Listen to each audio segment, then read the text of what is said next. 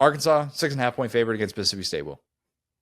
Over under I have is 2 references to the worst football game in human history between these teams last year. Anything more is just cruel and unusual, right? I don't watch those videos that are, like people getting tortured or something like that. The algorithm is all over that as well. I stay away from that stuff, and I try and stay away from games like this. Do not tell me, listener of this show, that you enjoyed that 7-3 train wreck last year. I don't care how defensive minded you are. Oh, it's throwback. No. This game was not that. It was not. Well, I almost didn't even want to look back at the box score of this one because I was going to have flashbacks and I was going to be so mad at myself for the 3.5 hours that I spent with time on this earth watching this game. And that makes me sad to think about. It really does. 405 combined yards of offense. Neither quarterback had 100 passing yards. They combined for 6 for 27 on third down. There were 14 total punts.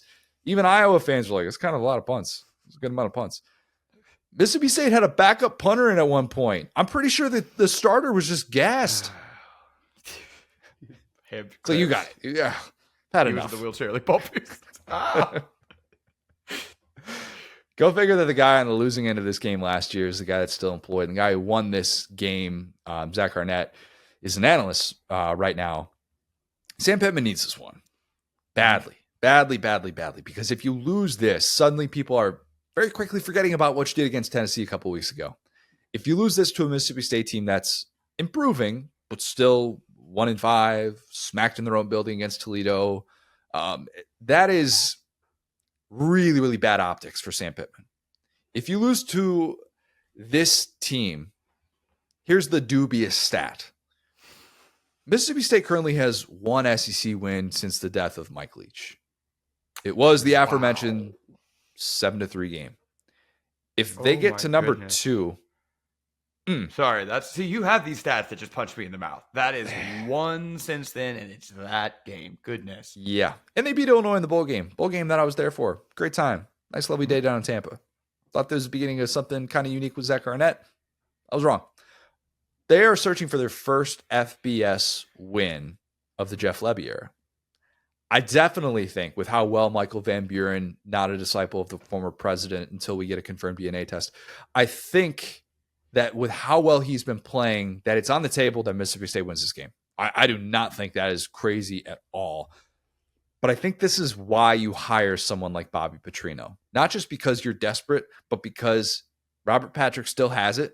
And you need someone that can dial up some looks on the outside, which last year, obviously, Dan Enos could not do that. He was fired after this game. That was very evident quickly into this one. Arkansas should have some of those advantages on the outside. Andrew Armstrong is developing into an all-SEC type receiver. He finally got his first receiving touchdown of the year. That happened last week against LSU.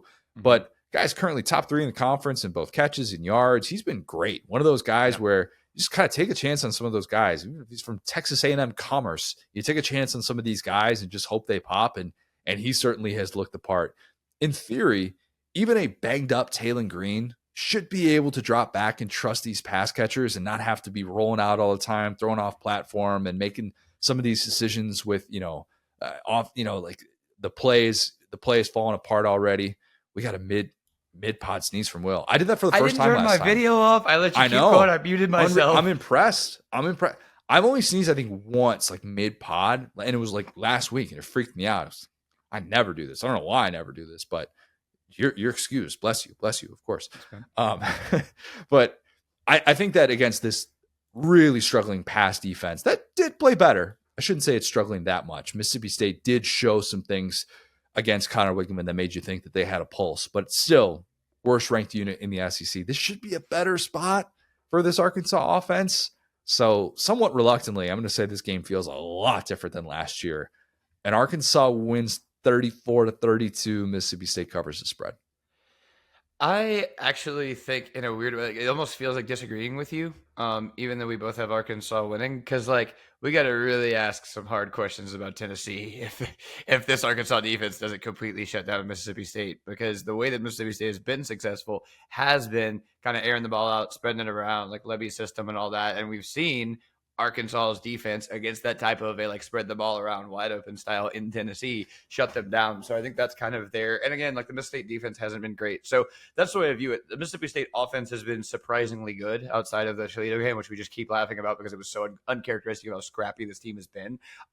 Usually the Mississippi State offense is surprisingly good. I actually think because of the scheme and Williams, like the DC at Arkansas, that's actually they're kind of play one of their worst games of the year, Mississippi State's offense. And then on the other side of that, yeah, I think Taylor Green and Bobby Petrino are just probably going to turn this defense into barbecue chicken, which has been kind of like, there have been some big stops. Like, don't get me wrong, they had some big stops against Texas and stuff like that. But, you know, we talked about like Carson Beck having the get right game, having almost 500 yards, and then just like forgetting how to play football the next game. So like, I do think Mississippi State is just not, they don't have a full SEC roster yet, just based on how weird things have been for them for the last couple of years. So I think when you play a team like Arkansas, that say what you will about Arkansas, they have an identity. Yeah. They got Bobby Petrino and Taylor Green. I know exactly what those guys can do on defense. I know their formation because it exposed Tennessee in a way. They're actually a team. They're embracing the hog over there. They have DNA. One of the strongest DNAs in the SEC. That's why they beat Tennessee with a backup quarterback. So I'm going to go Arkansas big. Like, let's call it 3 scores. We agree, though, that you can't fully embrace the hog until you embrace Braylon Russell, the 253-pound freshman, and start giving that guy the rock more. You got to. You have to. Jaquindon That's Jackson, the hog right there. Let him free. Yeah. Jaquindon Jackson, look, even if he's banged up, if he's healthy, whatever the case may be, get this guy involved, get that ground game going. I think they should have some of those opportunities. And I'm worried. I'm really, really worried if this turns into Taylor Green running for his life, because Mississippi State right now doesn't have the dudes up front that should be chasing around a quarterback like that. You should be able to play a relatively limited kind of basic. Basic's the wrong word. Let me take that away. But you shouldn't have to necessarily do too much improvising in a matchup like this if you're Taylor Green. And if you do, and if things are breaking down, I know he always does. And yet he always does. But yeah, hopefully just don't give us another 7-3. That's all I ask for.